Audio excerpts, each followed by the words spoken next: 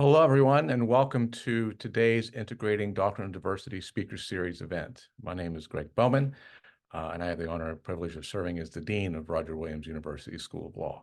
And I'm very excited about today's event in particular because we are celebrating the publication of the second book in our Integrating Doctrine and Diversity Speaker Series. And you'll hear all about that from our speakers and moderator today, but I want to start us off with our law school's land and labor acknowledgement. So as we begin our program today, I want to take a moment to reflect on the lands on which we reside. We are coming here today from many places, and we want to acknowledge the ancestral homelands and traditional territories of Indigenous and Native peoples who have been here since time immemorial, and to recognize that we must continue to build our solidarity and kinship with Native peoples across the Americas and across the globe. Roger Williams University School of Law is located in Bristol, Rhode Island. And so we acknowledge and we honor the Narragansett and Pokanoket people, as well as Soams, the original name of the land on which our campus resides. We also acknowledge that this country would not exist if not for the free, enslaved labor of Black people. And we recognize that the town of Bristol and the very land on which our campus resides have benefited significantly from the trade of enslaved people from Africa. The economy of New England, of Rhode Island, and more specifically of Bristol, was built from wealth generated through the triangle trade of human lives. So during this time of ongoing national reckoning with our history of slavery and the disparate treatment of Black people, we honor the legacy of the African diaspora and the Black lives, knowledge, and skills stolen due to violence and white supremacy. And as we gather here today, the movement for justice and liberation is building in our country. Yet many are still being met with violence and even being killed, while other people in our country actively work to stand in the way of progress. As upholders of justice, our hope is to become agents of change for members of our society who have been met with violence, physical, mental, emotional, through our privilege. And as upholders of justice, we believe that our students, who soon will be practitioners of law, can be, and already are, agents of change as well.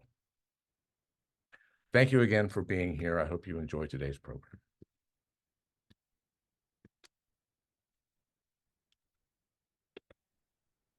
Thank you, Greg. Good afternoon, everybody. Welcome to, or good morning if you're in Alaska, like one of our speakers. Welcome to Beyond the First Year, Integrating Doctrine and Diversity, our Volume 2 release party. My name is Nicole, and I'm so grateful to be one of the co-editors on this book series, along with Raquel, Susie, Anna, and Genevieve, all of whom are here today.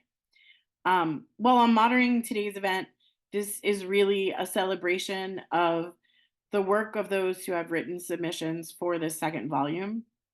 As with the first volume, we are so grateful to those who are doing this work and to those who are willing to write essays to guide the others of us who wish to do this work. If this were an in-person event, this is the moment where I would ask all of those in the audience who were authors of one of these essays to stand up, and I would hold up my champagne toast and I would toast to them. But this is a midday Zoom meeting, and I don't have champagne, and I can't ask anyone to stand up. So instead, I just wish that, hope that you can go with me through this and know that I am toasting them in my own way. I looked through who's here, and so many of the contributors are in the audience. Some of these people are people that we've worked with for years and we've never met, and so it's just sort of exciting to be here. And I want to offer all of the contributors a heartfelt thank you.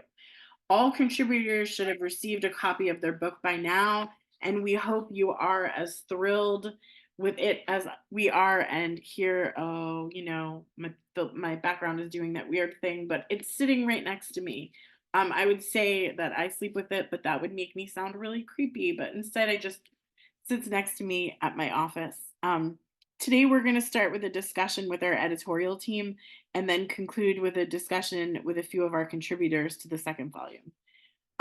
As always, I want to express my thanks to our event sponsors, Roger Williams, University School of Law, CUNY Law, Jurist, Berkeley Law, and GW Law.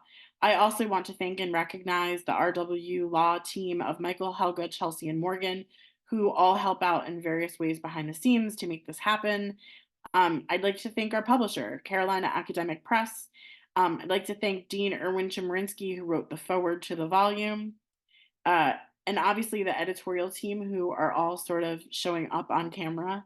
And thank you to all of you who are here today cheering us on, continuing to engage in this work and allowing these conversations to develop beyond just the pages of a printed book. My first question is for Genevieve. Genevieve has been the heart and soul of our second volume in so many ways.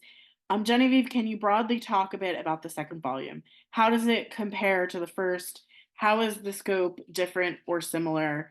And are the essay contributors the same or different than the first volume? And does it retain sort of the same tone, or is it a different tone? Thank you, Nicole, and thanks to everyone for being here. If you've received your copy of the book, you'll know that there's a lot that is similar to our previous volume, including several of the contributors who we were so thrilled and honored to have join us a second time in this process. So we were very excited to reprise that experience with them and to expand in some ways on what we had done before. For example, working with the editors of the Feminist Judgments Project a second time to bring in an even larger slate of contributors. So that was great. And something else that we have in common with the previous book is that it incorporates contributions and essays from both people who are very established scholars and experts in their specific fields and newer scholars and folks from kind of across the law school hierarchy. We also have a lot of authors who are coming to us with guidance on experiential classes that we are really proud to be representing here. What's different is, of course, the scope of where this fits into the journey of legal education. So naturally, our previous book focused on the first year, and that has a fairly standard format for most American law schools. And this time, we really opened things up to the entire world of what might happen in the second and third year or beyond. So in addition to, the way we'd originally envisioned it would map very closely on what I think a lot of us think of as the canon or the core of an upper level JD experience, where we would do professional responsibility and some other classic chestnuts. But what we found when we put out the call for papers and when we started speaking with potential authors was sort of creativity unleashed. So a lot of really interesting classes, a lot of really interesting stories coming out of classes that our authors had developed themselves to marry these concepts with the type of teaching they wanted to do. So we did have some creative struggles as we tried to figure out the best way to organize that for a book, but it was very exciting to see that breadth of approach and just how widely spread across the curriculum we could be thinking about equity and social justice. So readers who are familiar with the first book, I think, will be not surprised by the tone. It remains highly practical. We obviously have people with great scholarly heft participating, but the tone is meant to be actionable. It's meant to spark your creativity and get you inspired about ways that you might think about incorporating this into your teaching. And so we're really grateful for all of the authors who were on board with that vision and interpreted it in their own way, be that through a case study, be that through an exercise, be it through a bibliography. We were so excited to see scholars. Jasmine Gonzalez-Rose gave us so many different places to start for evidence. It was really thrilling to see, as a librarian, to see other folks engaged in that kind of way of thinking about things. So I think it has a lot to offer if you were a fan of the first book, and so much more. Thanks so much, Genevieve. I'm going to turn to Susie. Hi, Susie. How does a reader engage with the second book? How is it organized? Well, thank you. And thanks for everyone for showing up at this amazing celebration, really celebrating incredible teaching. So like our first book, you can read this book cover to cover. We strongly urge you to do that. It's a really fantastic book, but you also can go with the sort of choose your own adventure style. So I would say the must reads are obviously Dean Chemerinsky's foreword, Nicole's introduction, both of which really lay the groundwork, why this book is so important now and provides really great context. But then I think everyone should read part 1, which is an incredible collection of essays that talk about cross-curricular ideas and themes that can really be used by anyone teaching in the law school, as well as staff in the law school. Part 2 includes lessons and ideas from faculty who are specifically teaching race in the law courses, as well as professional identity courses that have incorporated race.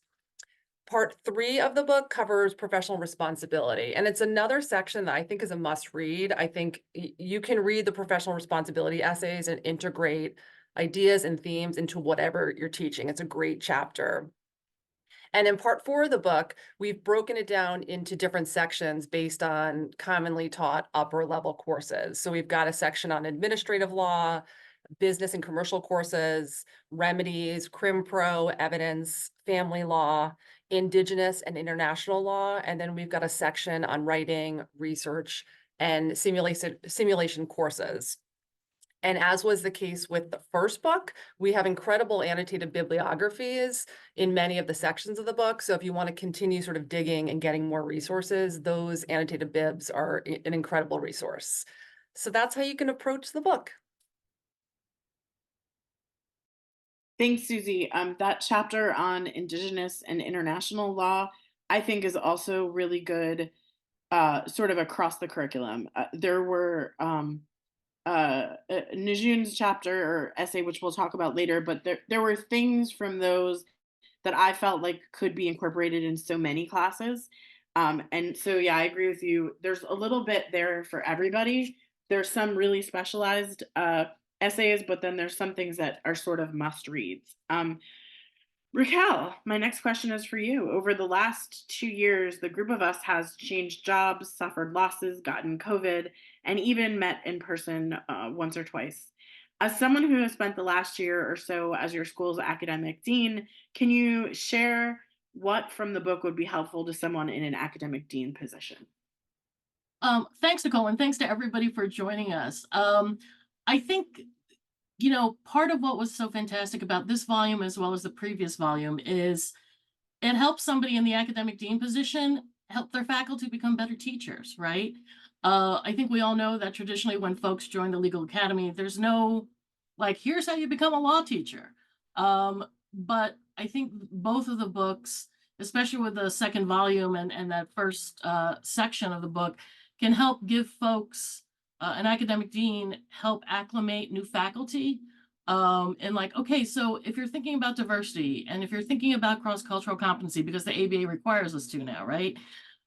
You can look at these things about how other folks with, a lot of experience, a little experience are thinking about this, right? So for me, using this book, especially with adjuncts who may have never taught in your class before, or don't know how to not quite sure how to handle the classroom, this could be beneficial to them to let them think about it.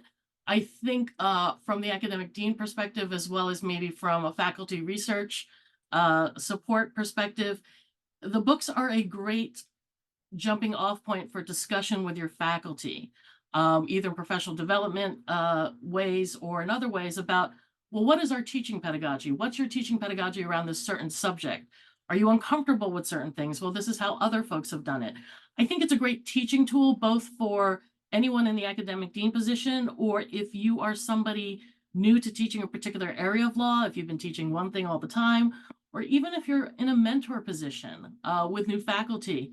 I think it's really useful because it helps guide conversations that can sometimes be really hard to even start with someone you're not quite familiar with, if they're new to you or new to your institution. It's a great way to be like, here, let me give this to you and let's chat about what you think. And then that can lead into other discussions about teaching, about what they expect in the classroom, and hopefully, open the discussion to developing diversity and integrating diversity into the overall curriculum as well of whatever you're teaching. Thanks so much, Raquel. You brought up an excellent point. We've heard from faculties who get together and watch these webinars together and then discuss them, or they'll take a selection from the webinar where we bring up an issue that's kind of unsolvable, and then the faculty will sit together and talk about what a good resolution for their faculty would be.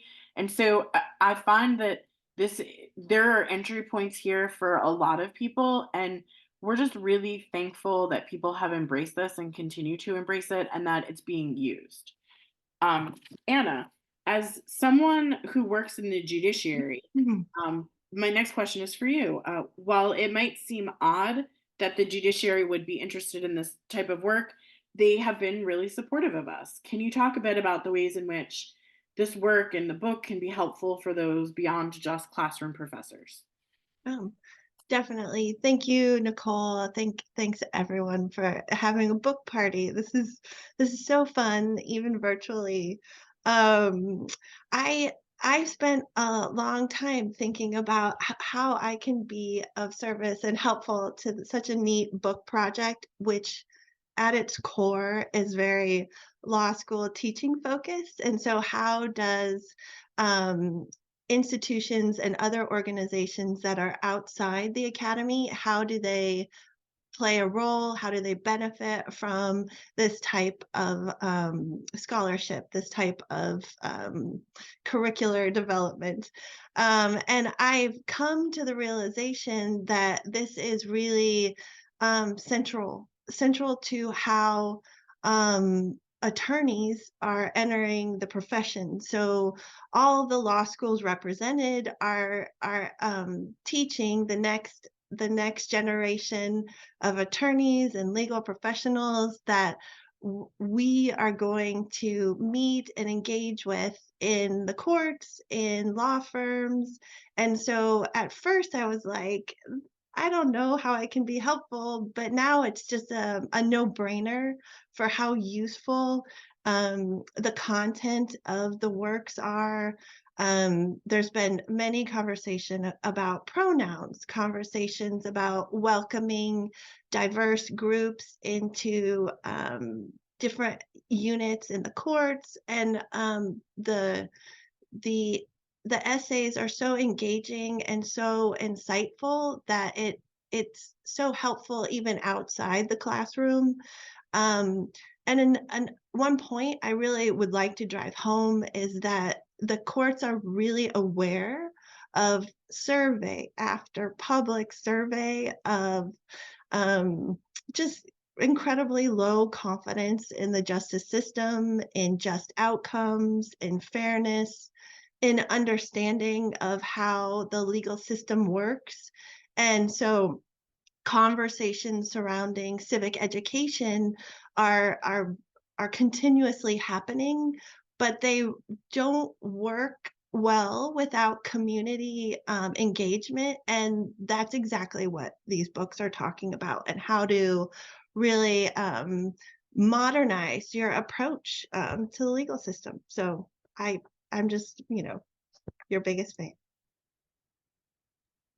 Thanks, Anna. But my next question is for Susie, Anna, Raquel, and Genevieve in whichever order they choose. I enjoy working on the series because I find working with you all to be such a joy, and I'm profoundly impacted by the submissions of our authors and the work itself. Can each of you share about your favorite part of the process, or about one of the essays that struck you the most? And again, whatever order you choose. That's a lot to ask of us, Nicole. You know, as editors, we like order. So I'm going to go in the order you named us. So personally, I love this book. I love the first book because there's so much the books offer to their readers. I think we have really practical essays, like the one that Rena Parikh and Cheryl Bratt from BC wrote about Boston College Law's experience teaching their perspectives in the law and professional identity course. And it's really practical. It gives you a sense of how the course was developed, the feedback they received from students, how they incorporated the feedback. They even include a specific course assignment. So I love those practical essays. But then we also have these deeply personal essays that model the incredible vulnerability that has been a theme throughout both books and the speaker series. Montre Carradine's essay in this current book, which is Trial by Fire, Lessons Learned from Teaching Evidence in a Hostile Environment, is absolutely incredible. It's about her experience weaving a critical lens around race and gender into her evidence course at the University of Alabama as a Black woman. And it's a powerful essay. I mean, there's practical tips in that essay, but it is so revealing and so courageous. So those are two of the ones that I love. I'll go next. I'm not quite sure if I was second, but I'll go anyway. I think what I've really loved is reading through book 1 and book 2 is actually re-energized, my love for teaching in some ways, right? I teach a very boring class of legal research that's required to students, but reading things from everything across the spectrum has kind of made me think, well, yeah, the love for teaching from everybody comes through. So that's one thing, right? The respect for students and for what they're trying to do in the classroom comes through. So, when I'm there correcting the 50th thing that I'm like, I talked about this for weeks and they don't seem to have gotten it. I go, okay, I can just think again. And then I'll think of something that I read somewhere else in one of the essays. I'm like, all right, how do I pull that into legal research to kind of engage them and to get them going? So I think what this book has done for me is like just realizing that there are folks out there who are trying to do great work in the classroom and on issues that are important to me and make my teaching and what I do fulfilling. So that's always been extremely rewarding for me.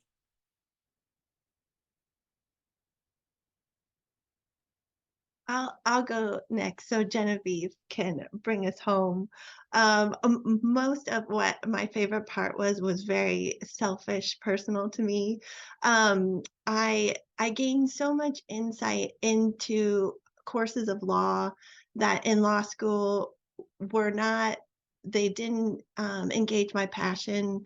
I'll highlight Professor Matthew Fletcher's teach new approaches to teaching Native American law that I really wish I had access to.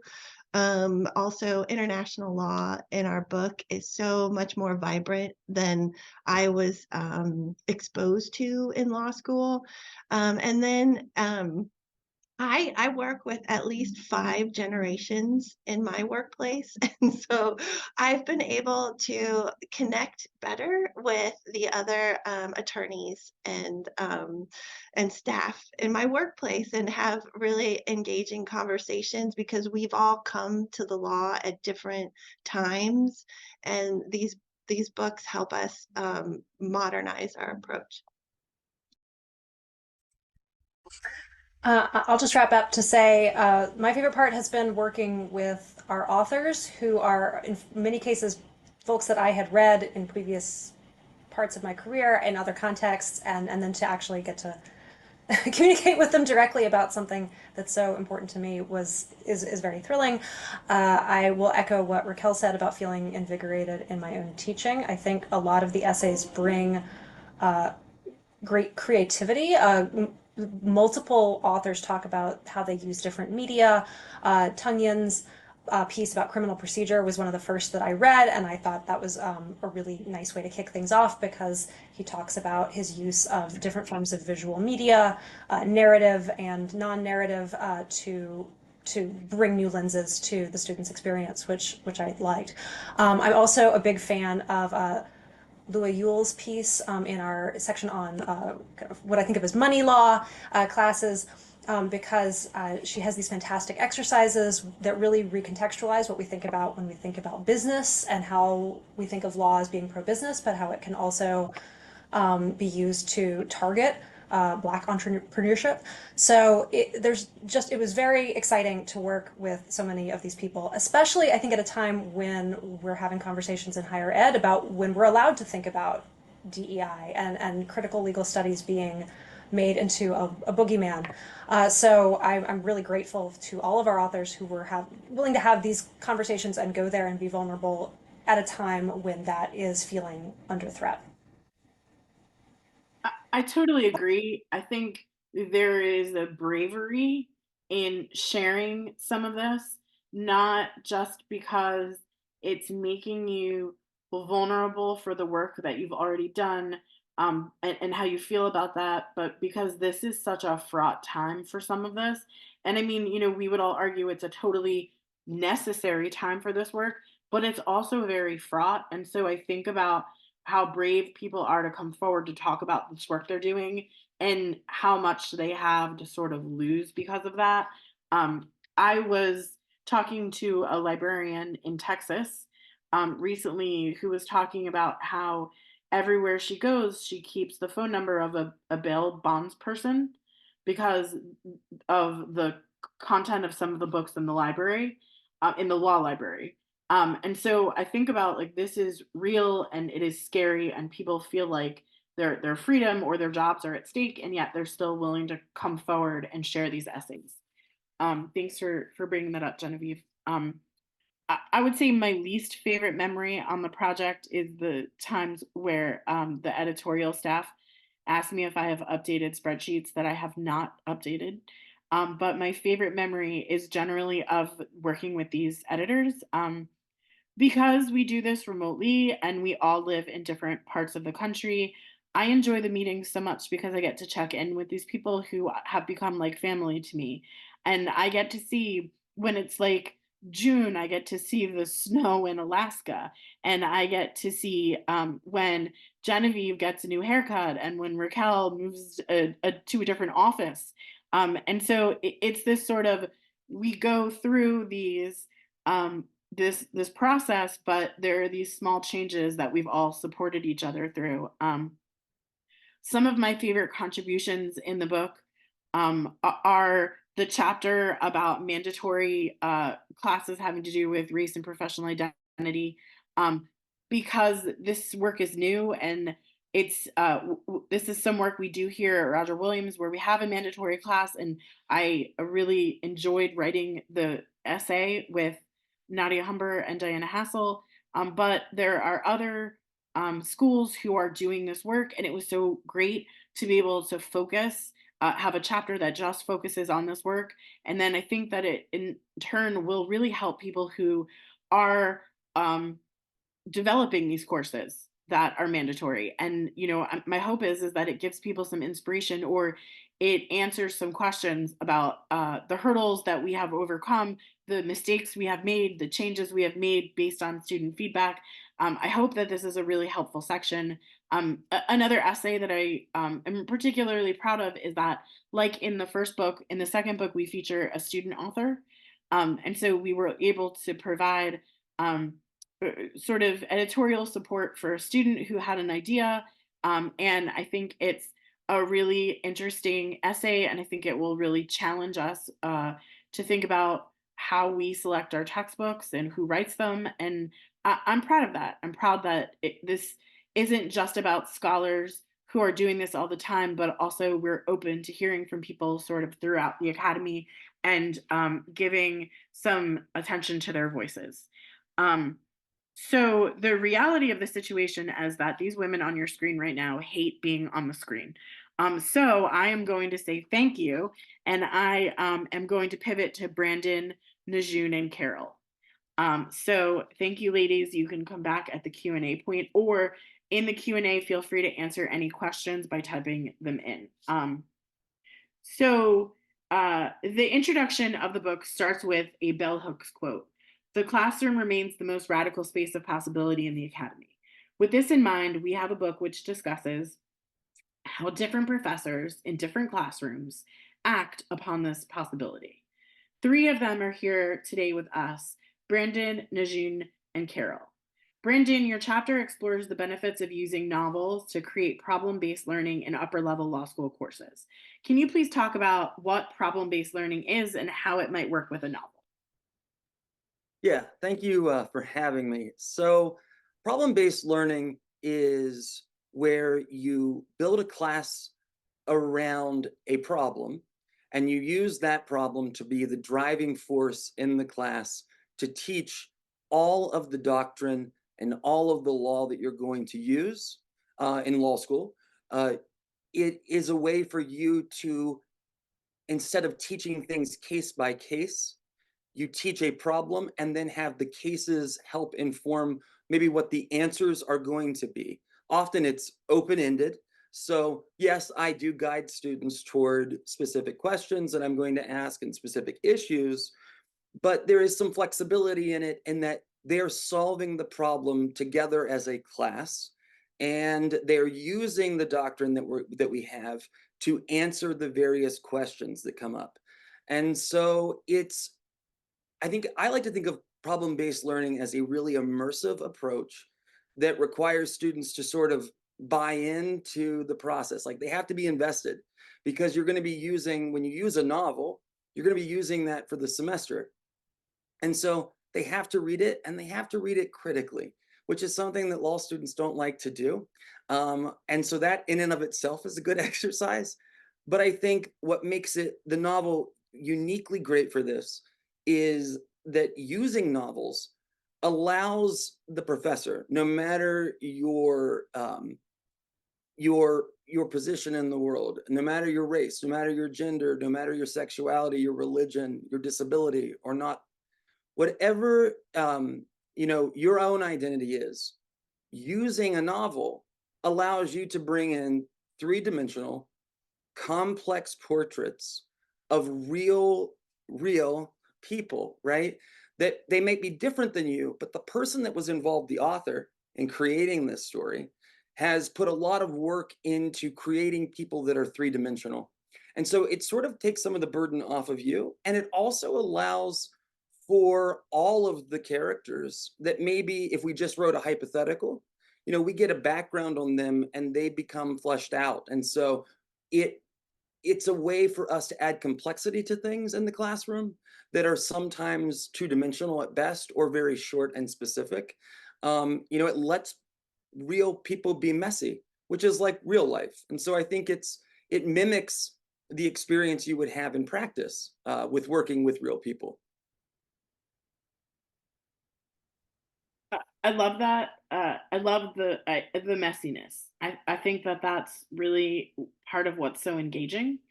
In your essay, you state one way to make diverse students feel seen and incorporated into the fabric of the historically white and patriarchal law school classroom and legal profession, which also preparing every student to competently and empathically represent diverse clients, is to design works of fiction that include three-dimensional characterizations of marginalized people. Can you share a bit about your own experience about how you've seen this be successful in the classroom, and maybe what have the students thought about this pedagogical technique? And could you also talk about what advice you might have to a professor who might try to do this for the first time? Okay, remind me if I miss any of these parts.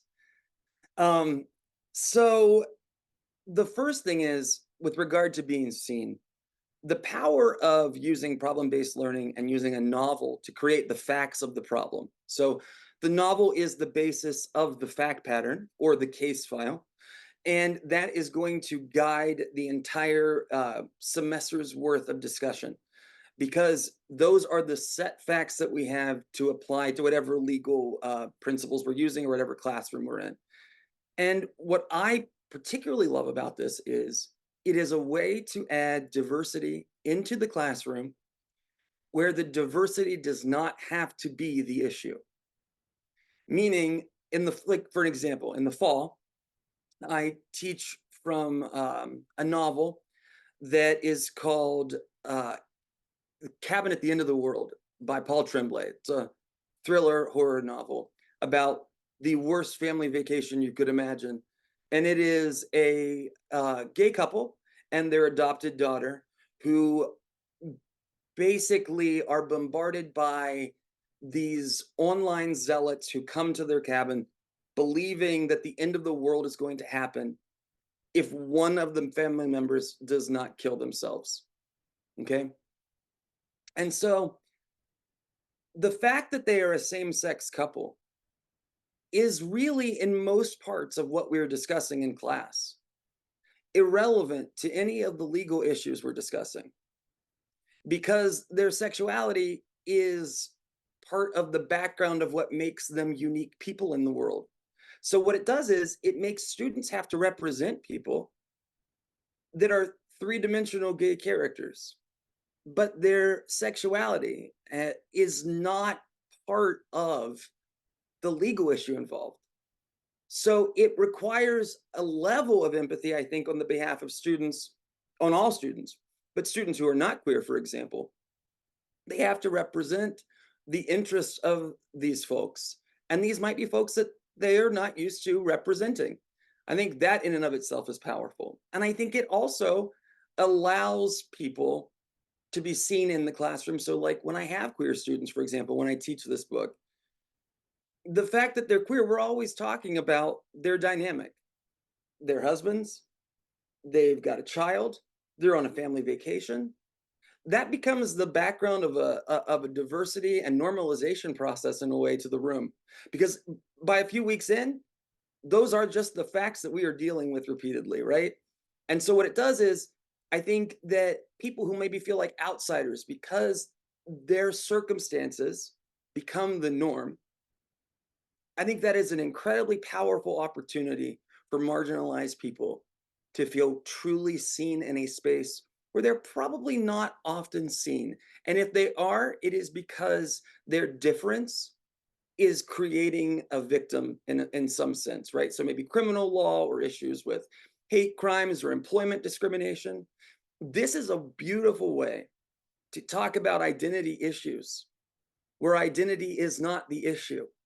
It's part of the tapestry or the fabric of what makes the characters who they are as people. And it's relevant in the sense that it gives them part of their humanity, which is different than it is the issue at contest, right? That we're dealing with. I think that is in and of itself, if there's no other reason to adopt books in a problem-based learning classroom that feature diverse characters, this reason alone is it, I think, because that is so powerful. It's not trite. I mean, how many times have you seen a sort of somebody write their hypo and then be like, oh, I'm going to make this a diverse person, as though that is like genuine. And this seems like, well, it's not that. It's thoughtful. It's three-dimensional. Sorry, Yeah. I cut you off, but I got really excited. No, you're fine. I think it's not trite, and I think it also, for all I know that professors who are I know that white professors don't want to talk about issues of race often, and then they struggle with adding diversity to their class. This is a way to outsource work to another party who's invested the work in creating the scenario and creating the characters, right? So that what you have to do is adopt what they've done.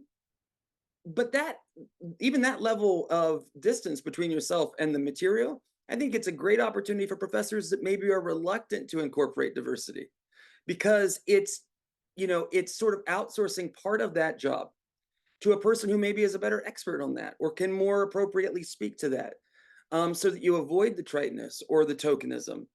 I think that is powerful.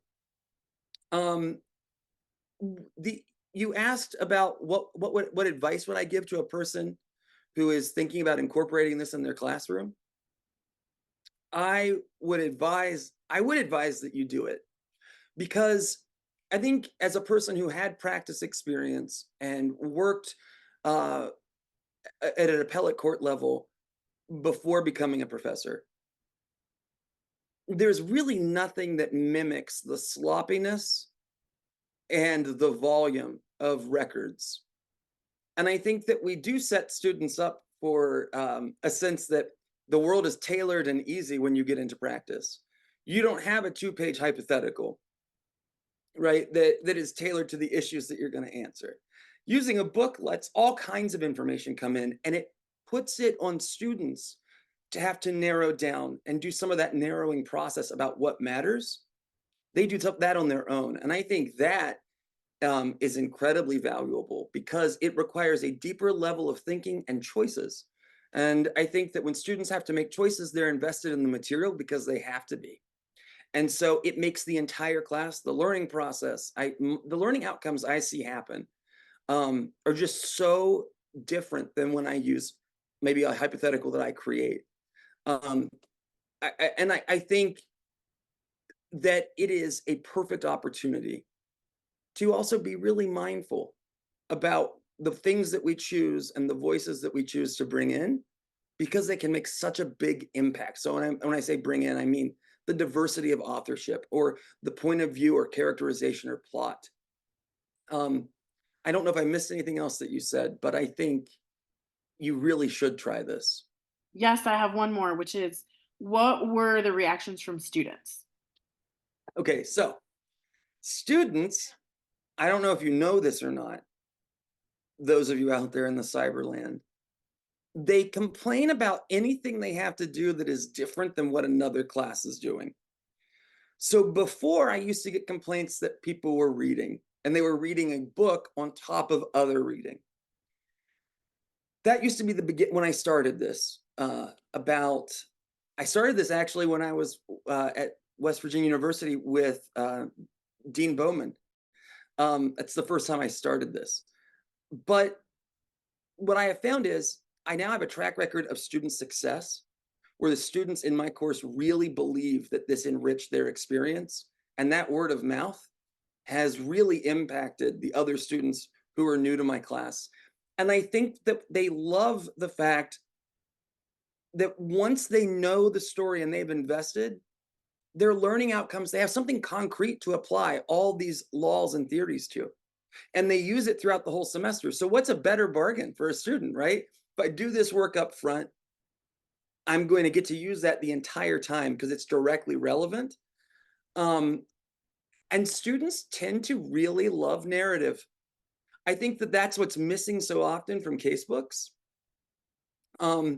is that they lack a through thread, and our minds naturally crave story.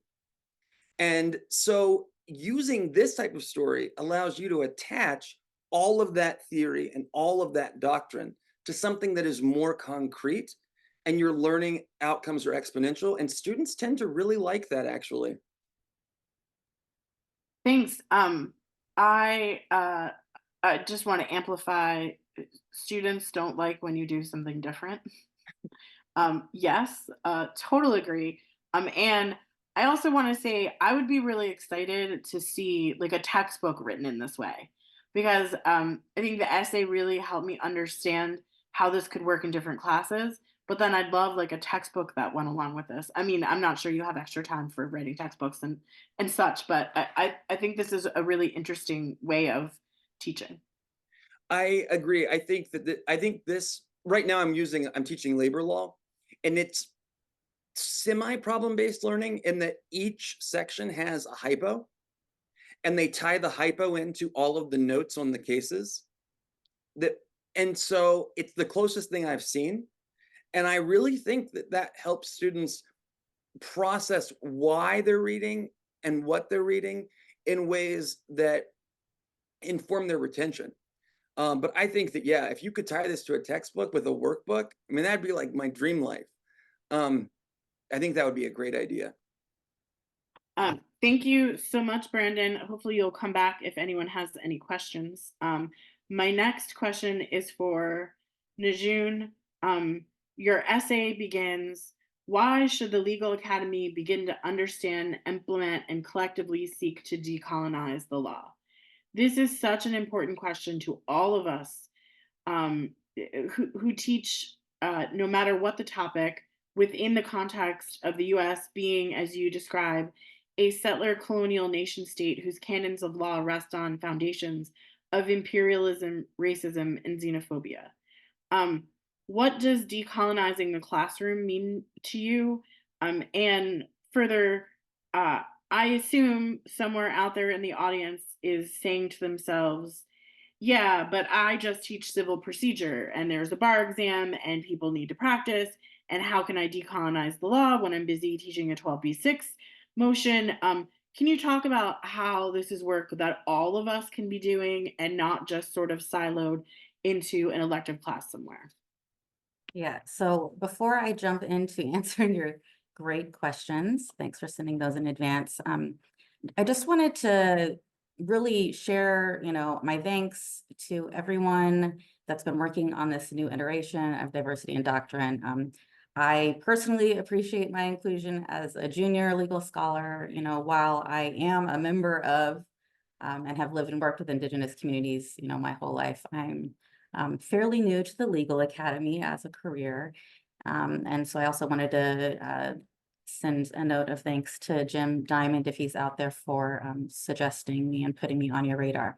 And I'd also like to say thank you because I am excited to announce that I'll be transitioning into a tenure track position next fall at Seattle University School of Law. And I think this chapter contributed to my law market success.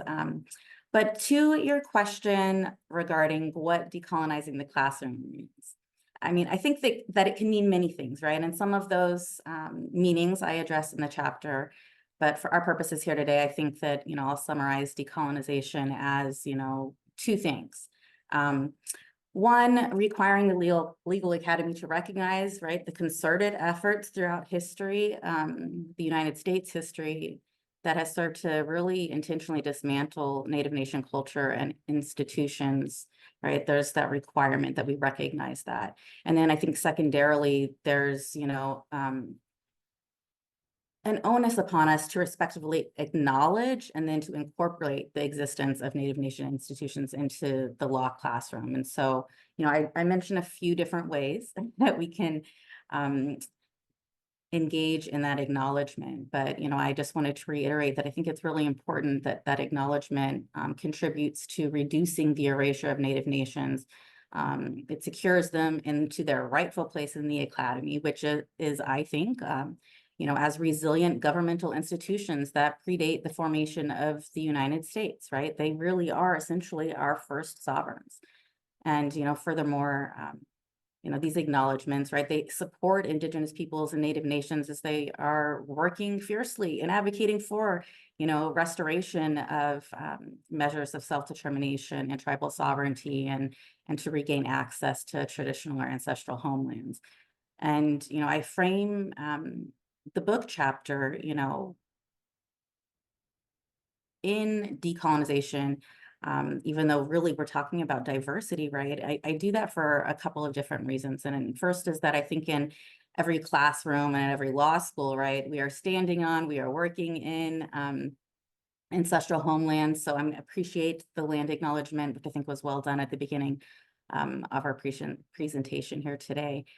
I think secondarily, there's a connection between acknowledging, right, these historical harms and providing intentional education that is hugely important and contributes to healing, right? So I start my Decolonizing UC Berkeley undergraduate legal studies course that I created with a reading on public health and historical trauma, right? And it really illustrates to the students, right, how contemporary narratives of that trauma can either further perpetuate or serve to foster healing and repair historical wounds, right? And so I think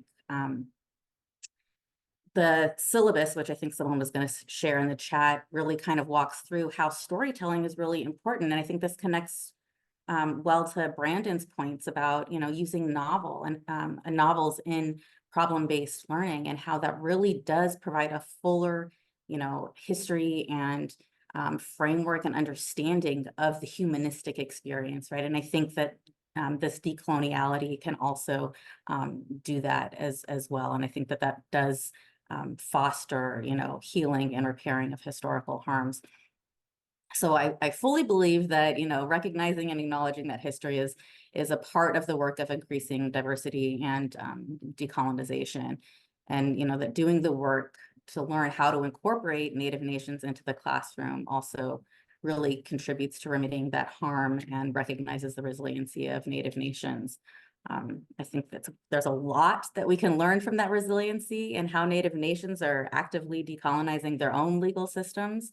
That looks like they're, increasingly using Indigenous language and culture to inform how they're engaging in their own lawmaking process, many times of which originally was adopting, right, Western models and codifications of laws that were already in existence. And so, Matthew Fletcher, he talks about this in his chapter on teaching Indian law in the 21st first century, right? Really centering tribal law in that instead of focusing so much on, Supreme Court cases. And to your last point of the question regarding, if I'm a civil procedure prof, what am I doing to, how can I decolonize, right? And I love that question because, when I was on the law faculty market, I was like, well, if I teach civil procedure, I would be excited to bring in, 12b6 motions focused on, the tribal exhaustion doctrine and focused on motions of tribal sovereign immunity, right? Those are motions that we can bring into the classroom. And, I think that specifically, right? It really helps our students to understand and have a working knowledge of the law, and also, right, increases the diversity in the classroom. These motions, right, they're determinative of the outcome of a case, as a way to really teach about tribal governments, tribal courts, tribally owned businesses. And, as we all know, a good case, right, can tell a story about the parties involved, their history and contemporary situation, provide a greater understanding of the procedural posture, to your point about civil procedure and substantive law, and insight into how a court is determining a case. And I can drop a couple of examples of cases in the chat if anyone is interested. But, to the larger point for all of us, right, I'll be teaching property in the fall, right? How can we bring Native nations and decoloniality into any law school classroom, right? Well, I think any law professor, and I do mean any, right, can further decolonization by reducing the erasure of Native nations in the classrooms.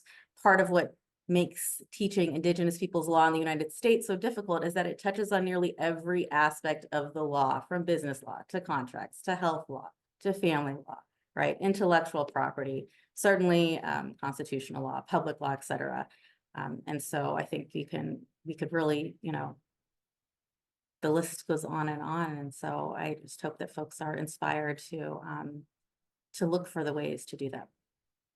And I hear Jim Diamond yelling, and there are jobs that so that not only are we like giving them access to this information and diversifying the curriculum and the sources that they're getting this information from, but they're also then, maybe primed for a career in this, which without telling them about it, they might not know exists, which Jim has told us so many times. My next question is a follow-up.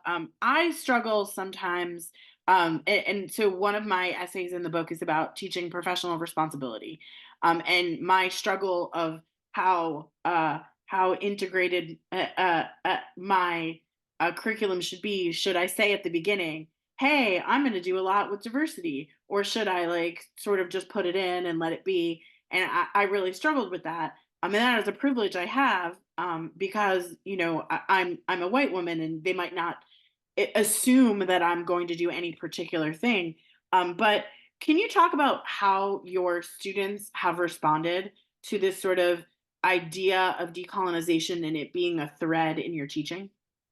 Yeah, absolutely. I think this is one of the things that really keeps me motivated. And I think, right, for many of us, teaching our students are highly motivational, right? The students have been extremely encouraged and receptive. I've had students in my law and my undergraduate course, tell me that they thought, well, college, I thought I would have this like paradigm shift and some sort of like awakening experience and, something that they see in the movies. But they told me that they literally felt like they had not had that experience up until they took the Decolonizing UC Berkeley course, or, the Indigenous Peoples Law in the United States course. And I think that's, part of that is because I brought in the critical framework, right? Indigenous Peoples Law in the United States is hugely, difficult and large amount of case law to understand. And many times the students throw their hands up and they're just like, why? None of this is making any sense. I don't know where these opinions are coming from. But having that framework of settler colonialism that really thinks about assimilation, containment, and territorial governance, right, and restriction, it helps them to understand that. But then furthermore, I think what's also really useful is that the students find hope in the framing of the decoloniality, right? By following up with a student, reading a case that could be extremely difficult, whether that's emotionally or intellectually difficult, and asking them, okay, well, what if tribal law was controlling here, right? What would this look like if we centered the Indigenous worldview or cultural worldview point in this case? What could have happened differently? And then thinking about how could we create that future that we really want to see? And I think that students have a hugely positive response to that. And it's encouraging for me because one of the things that I've always aimed to do is to provide an education that I feel like a lot of times I didn't receive. You know, I'm 45. I've had many, many years in the educational systems that exist, and I'm hoping to create a little bit of change on my way. You said so many things that I like viscerally reacted to. One is sort of something that Anna said too, like we're working to create content that maybe was not available to our own professors, and we're trying to create space for our students that maybe hasn't been available before universally. Maybe it's always been available in pockets. There are clearly people who have been doing this work for forever, but trying to like make sure that that's everywhere. And I that it really like that really propels me forward in all the work that I'm doing. And then the second thing you said that I just got so excited about is the element of hope. So right now I'm working with other authors on a casebook, and that's our sort of narrative thread. At this point, early in the process, is we're really looking to see like that you could read stories and feel sad or depressed or like there's no hope, or you could read them as stories of resilience. And there is hope in that, and the next generation of lawyers, it is like sort of another breath of hope, and that hope continues. And so I really love to hear that your students hear that, and that is part of their experience in law school, because it is really important. So thank you so much. Although we do have a quick question for you, which is the Decolonizing UC Berkeley syllabus. Is that course an elective course or a required course? It is an elective course. It's a legal studies course, but I made sure that it got American Cultures designation, which every undergraduate student at UC Berkeley has to graduate with an AC course or American Cultures course. So they could use it as a required course, which was why I wanted to make sure that it fulfilled that requirement. That's great. And thank you so much for sharing your syllabus today. Thank you, Nazune. My next question is for Carol. Carol, I'm so excited about your essay for two reasons. I'm also just really excited to meet you today. I feel like we've been emailing for years now, and it's exciting to meet you, albeit virtually. But I'm excited about your essay for two reasons. One, it is so creative, and two, it is so helpful for faculty given the impending Next Gen bar. Can you talk a bit about the class you teach and how you use an actor and simulated client interviews to promote student understanding of DEIB issues? Sure. Thank you so much for welcoming me and including me in today's presentation. So I teach in the clinical law program at UNM, and I also teach first-year tort. So the students who are in the class that I will be talking about sort of know that I have high expectations of the students and that they will definitely be working when they are in my class. So I use clinical methodology in my non-clinic courses that I teach at UNM. Legal Issues for the Elderly is an upper level law school course that satisfies part of the law school's writing requirement that students engage in a substantial written product or series of products which are collectively substantial and involve research. So other courses might be dry. I've heard some descriptions. Students might write motions. They might have the privilege of working with a judge and where they write orders. So some documents that I use in legal issues for the elderly might be based on New Mexico Supreme Court approved forms, but I require students to be value added to their clients and to personalize these documents. Because I believe that students are better able to meet the learning objectives of a drafting course when they draft documents that incorporate a client's goals and values that are gathered from a simulated client interview. And this experiential dimension requires students to understand the relevant law in order to engage in fact gathering. And the process was a way for me to include issues of DEIB in support of the New Mexico community and ABA Standard 303C. So I taught this seminar with an Indian emeritus oncology professor from the University of New Mexico Health Sciences Center and Institute of Ethics, Dr. Arup Mangalik, and a local actor, Sheldon Blackhorse. Sheldon is Native American. He's Diné, which is also known as the Navajo tribe. He teaches at Central New Mexico Community College. And having some commonality with the land on which Roger Williams is built, the University of New Mexico sits on traditional homelands of the Pueblo of Sandia. We have 23 tribes, including 19 Pueblos, 3 Apache tribes, and the Navajo Nation in New Mexico. Sheldon agreed to teach this class in order to hone his craft, and he brought his experiences to enrich the student learning. So in developing this course, I had some documents in mind for the students to draft, such as, for example, a healthcare directive. Students created a new document every few weeks. So in order to prepare for each of these sections of the course, Sheldon, Arup, and I met to discuss the general teaching goals and the basic facts. Sheldon, as an actor, created a 6-month backstory for each of the characters that he portrayed during the semester.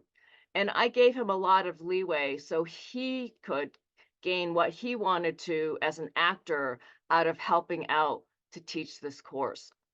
And the students would learn the substantive law in one class, and we would look at the forms if there were any, and we would talk about how the students might be able to interview a client on the issue that we were discussing and on which they had to draft a document.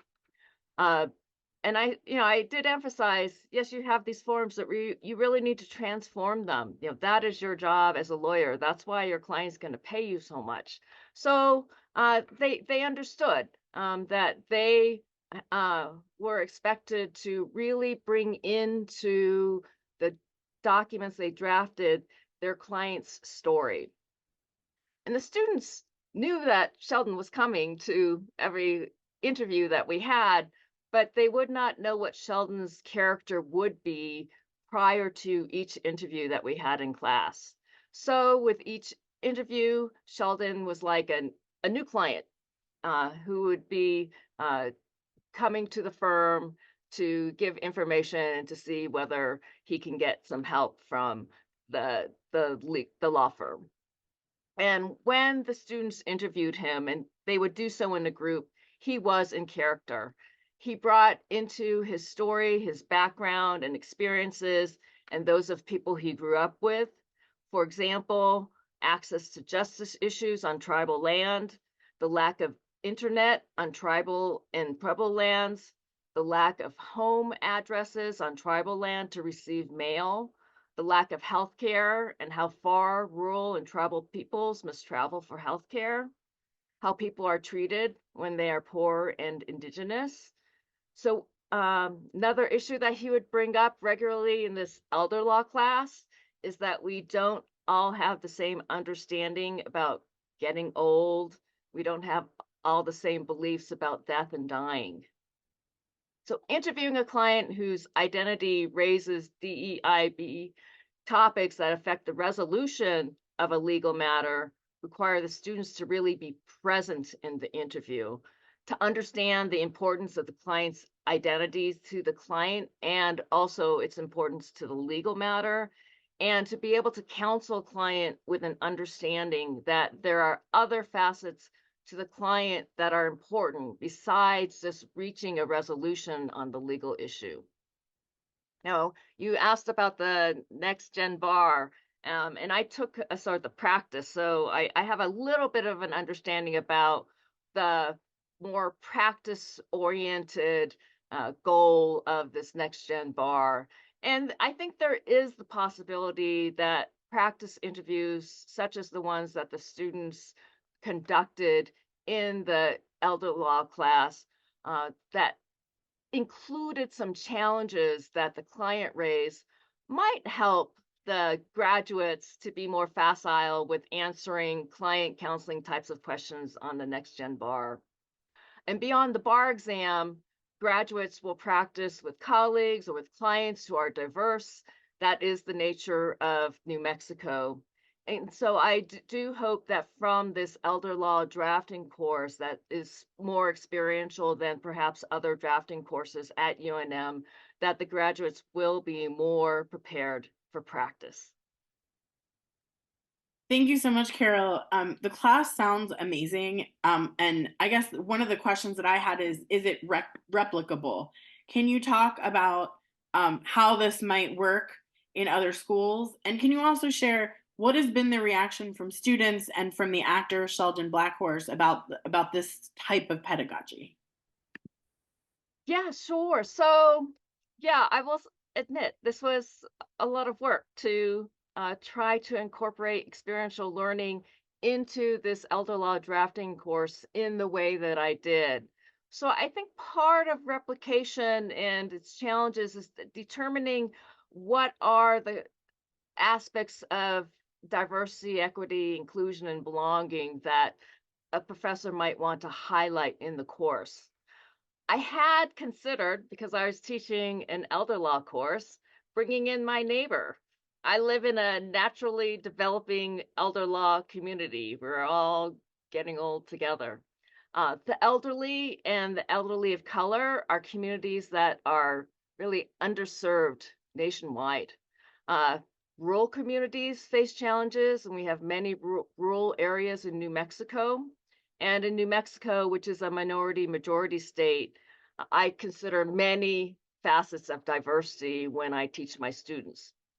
So I was fortunate, as I was trying to prepare this course, to receive a referral from someone else for an actor who might be interested in assisting to teach this course. And I really live in a community with actors. You may know that many Westerns, the unfortunate film involving Alec Baldwin, Better Call Saul, Breaking Bad, many films are and TV shows are filmed in New Mexico because the state grants tax incentives. And this gives opportunities for local actors and Native American actors to participate in the development of the film industry in this state.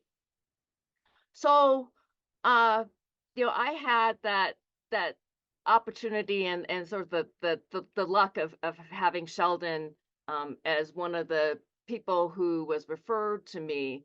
Like sort of beyond that and sort of included in what I was doing as I was preparing for teaching this class is to think about, well, where might I find an actor who can help to teach this class?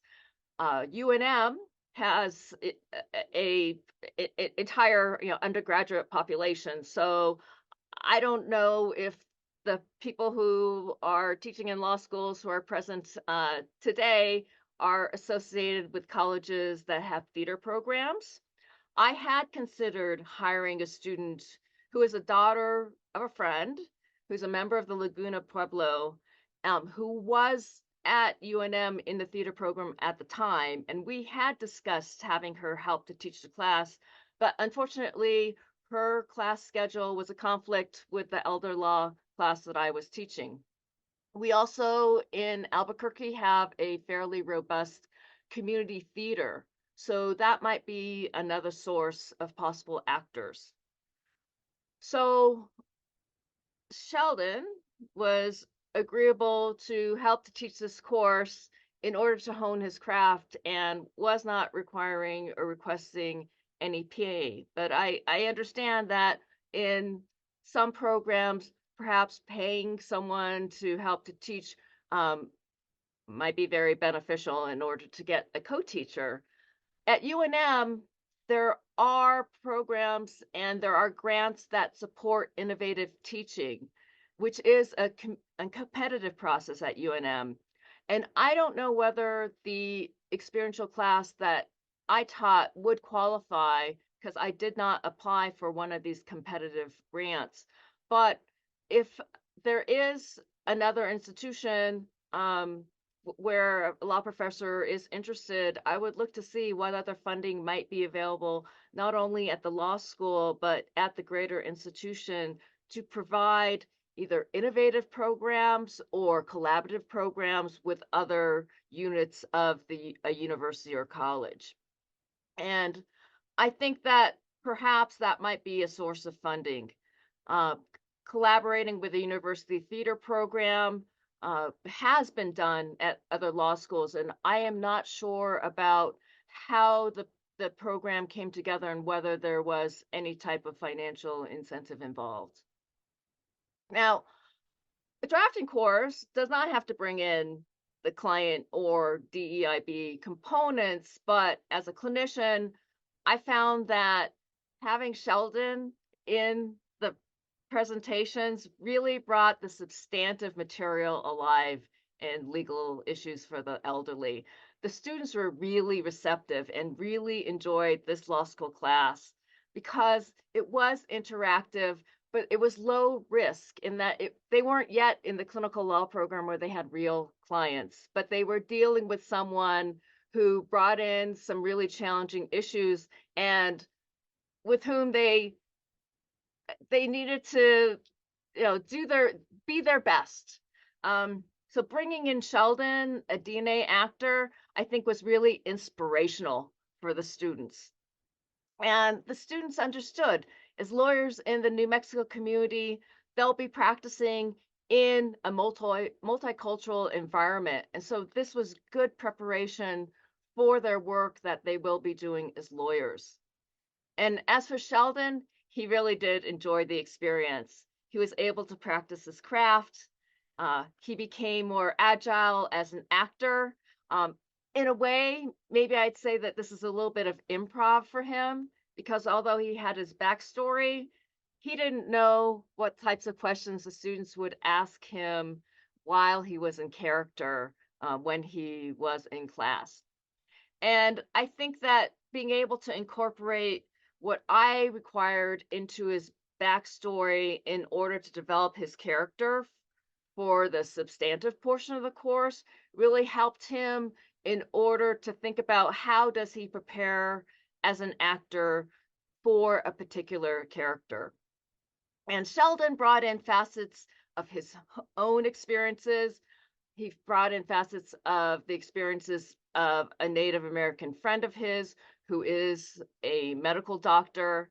And I think it seemed to be pretty exciting for Sheldon to be able to work with this class. And I think that he felt that the students really did respect him as a person and as an actor as he participated to teach this class. Thank you so much, Carol. I am just so excited about how creative this is.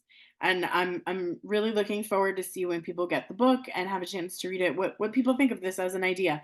Because I think that although you did it in this particular class, in this particular setting, and it makes a lot of sense, like Brandon's idea, I think that it has room to be in other classes and in other situations. And I'm excited to see if this sort of takes off more. We don't seem to have any audience questions. So I just want to conclude by saying thank you to everyone and to invite everyone to attend our next Integrating Doctrine and Diversity webinar, which is on February 28th. You should get an email later today with a registration link. Thank you to our panelists and our audience today. If you have any questions about the new volume, please email me. I am the only Nicole at Roger Williams Law and the only Nicole Dyszlewski in the United States. So please reach out. We love to hear from you. And if you have ideas about what we should be doing next with some of these, we're very open to it. Have a great rest of today, and I'll see everybody again in a few weeks. Thank you.